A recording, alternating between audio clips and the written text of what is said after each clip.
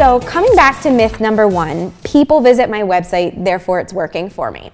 When we're talking through this, we need to look back at, it's not about how many people you get to your website, but if you're getting the right people to your website at the right time. It doesn't matter if you have 3 million people come to your website if only 3 fill out your contact form, because that's the only way that you're getting the business, is if they're actually taking the time to contact you. So we want to strip down that if I build it, they will come mentality and help make something that works really well for you. So the first question I want everyone to do is pull up your homepage. And when you look at your homepage, answer this question: is it obvious what you do? If from looking at your website, you can't answer that question, then you've got some changes to make. So when you're looking through everything, you want to really strategically think about the images that you're using on your webpage. There is no do X, Y, Z and this will make everything else happen. But as we're going through things, you have to really strategically think about it. Who is your target audience? What pictures do you want to take? What pictures do you not want to take? I think we mentioned earlier in talking with Sandy was that if you don't want to take pictures of babies, don't have them on your homepage.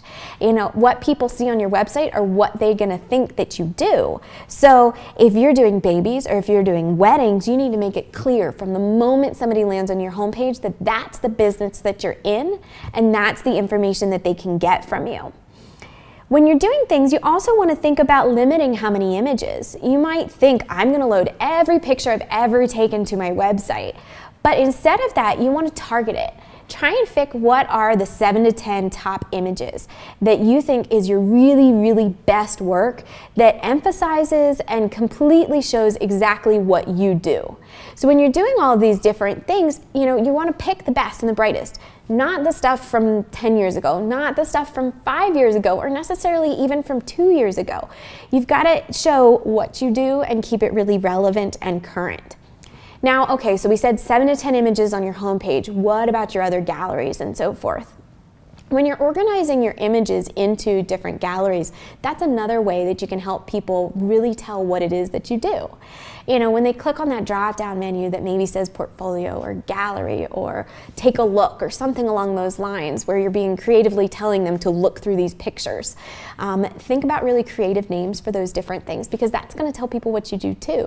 If all it says is weddings 1, weddings 2, weddings 3, okay, yeah, I do weddings, but what makes me unique? Use that to also be able to say newborns versus details versus reception, and also, use really descriptive words with all of that.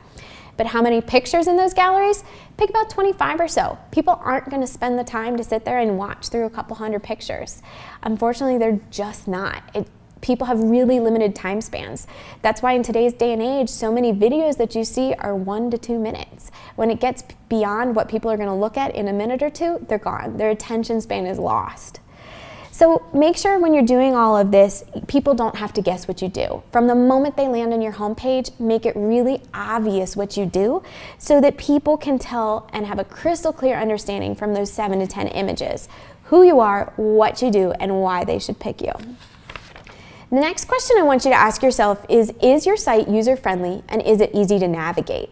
When you're going through all these different things, think about what's logical.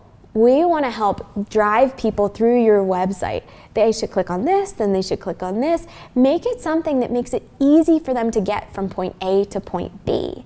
Your menu across, whether it's across the top, the bottom, or the side, whatever it might be, think of it as a roadmap or like a GPS. It's telling people here's where there's more information to keep learning. And so we want to use it as a structure to help lead people through your site. At the same time, that structure and everything is going to help answer people's questions. Figure out where they can find information about pricing, even if it's to say, call me for pricing. Not everybody lists their pricing on their website, and that's okay. You don't have to. Sometimes you're using that page just to be able to encourage or entice people to make a phone call. You also want to make sure that it's really clear what types of photography that you do, what you sell, what your hours are, how people can contact you. These aren't things people should be guessing for. They should be able to easily get to that information. How easily? They they should be able to get to that information within 3 clicks. There is a magic 3-click rule for websites, and if somebody can't find something in 3 clicks, chances are they're not going to find what they need and they're going to leave. So make sure that within those 3 clicks, people are able to find the information that they need. One of the things that I often encourage people to do when they're trying to look at their websites, and something we've even done ourselves as PhotoBiz revamps our website, we'll send it to people that we know have never been to our website before and really don't know a lot about what you do. Pick your 3 most frequently asked questions and send it out to those people. Ask them, can you answer these questions by looking at my website? If they can't answer those questions, then you might need to reevaluate some of the information on your website. You want your website to be a really powerful tool to be able to help sell in the same way that you sell when you're in person. And so make sure that that information is able to do that. So I want to give everybody listening today that homework. Come up with 3 to 5 questions that you wish people are asking you, and send them out to some friends that you know have never looked at your website. Figure out what their answers are. Figure out what you can do to change your website to help make it easier for people to get that information. I think it really helps people get a lot of insight to their business.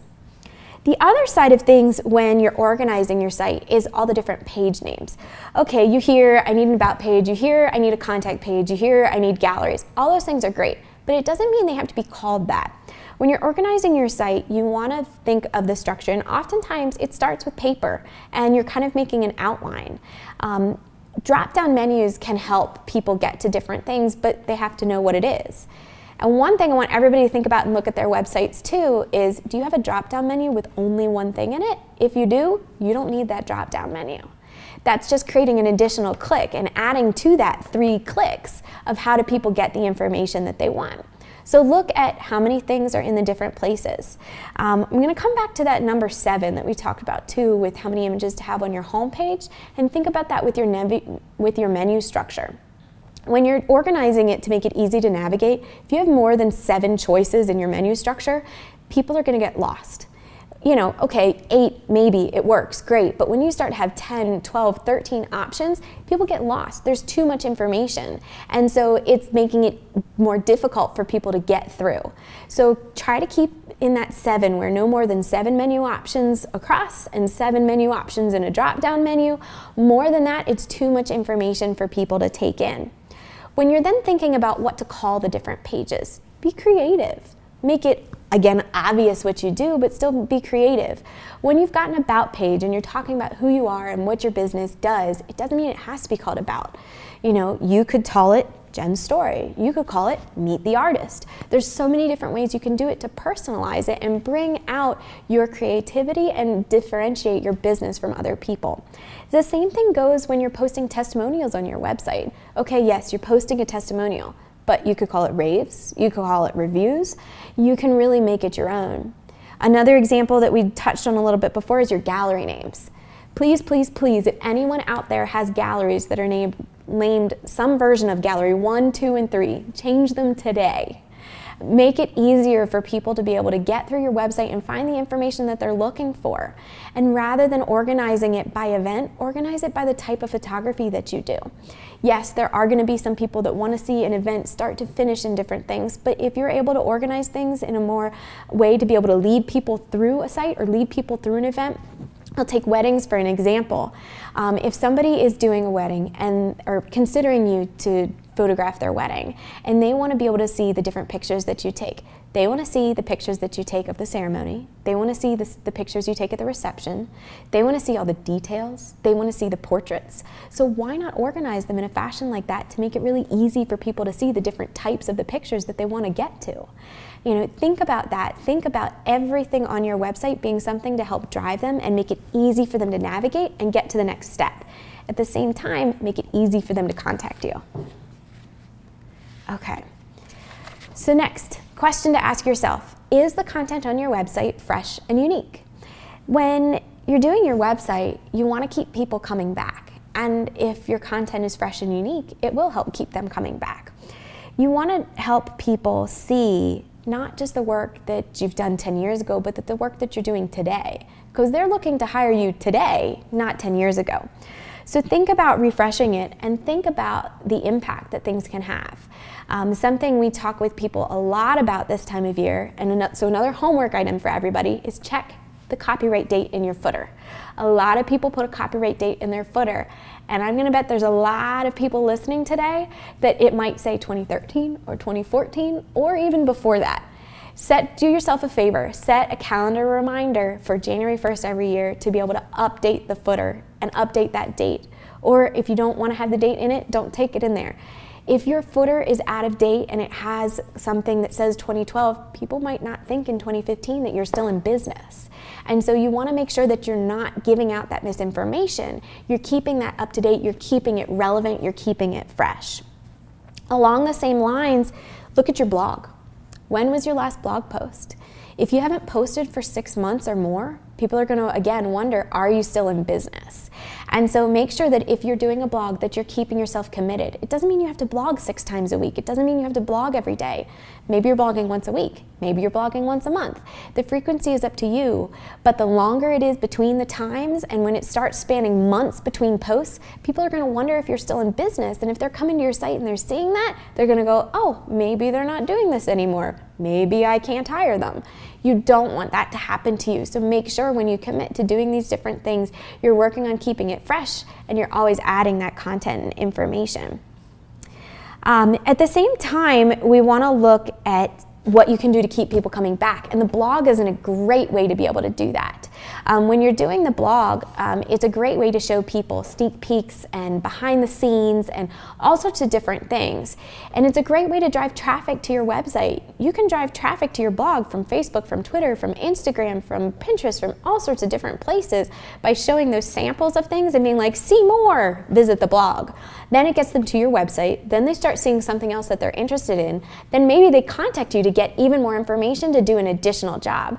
There's so many different things, and it really, really, really is critical. Did I say really too many times? I'll say it once more. It's really critical to keep your website fresh and unique. Okay. Next question to ask yourself, is your website mobile responsive?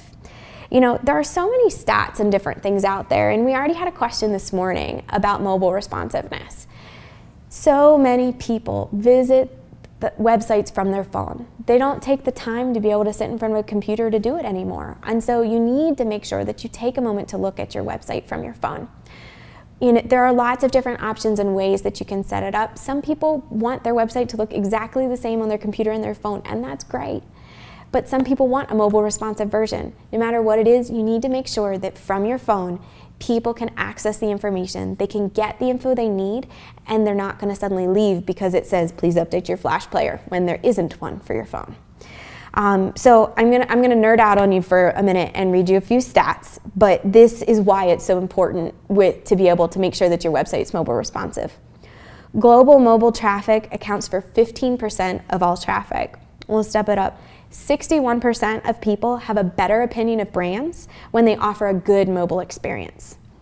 Mobile-based searches make up 1/4 of all searches online. 95% of smartphone users searched for something local. And Pew also has some interesting stats. 90% of American adults have a cell phone. 58% have a smartphone.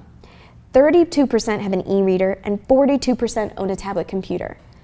People are visiting your website from mobile devices, so it really is critical that you take the time to look at it. Anytime you update your website, don't just check it on the computer, make sure that you're also checking it on your phone.